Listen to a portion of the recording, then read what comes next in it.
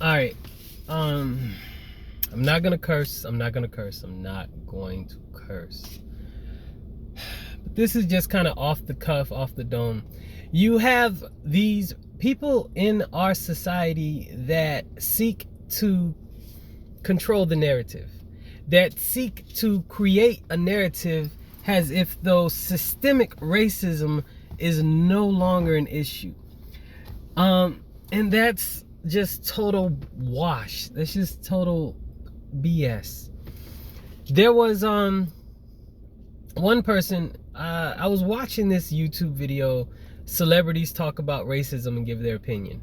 And one of the people on the video, I need to identify who they were and their name. They ended up saying, I didn't even finish the whole video. I have to go back and finish the whole video. But they ended up saying prior to 1960s, the majority of the black families had a two-parent household, and then after that it changed. Well, also prior to the 1960s,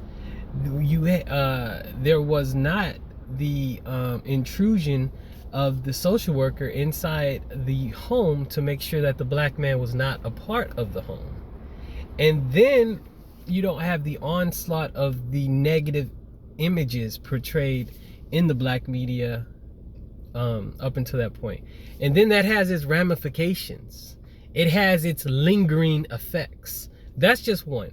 Two, you have systemic racism in housing, redlining, wealth distribution. You have systemic racism when it comes to hiring practices.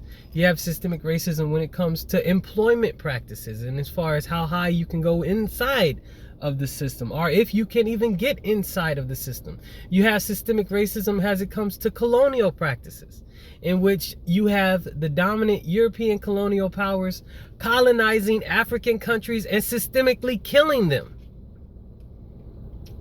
controlling their government, taking their leaders, educating their leaders, killing their leaders, and making the leaders work for them on threat of violence and death.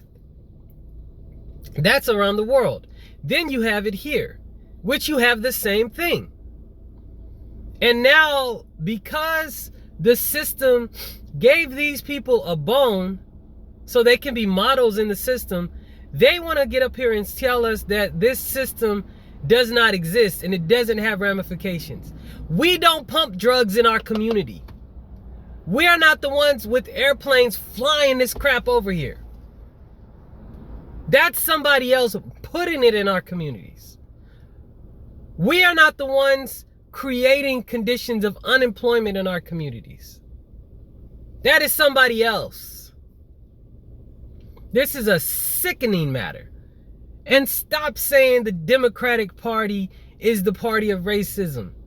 All right, there was that switch that also happened in the 50s and the 60s of Southern Democrats becoming Republican.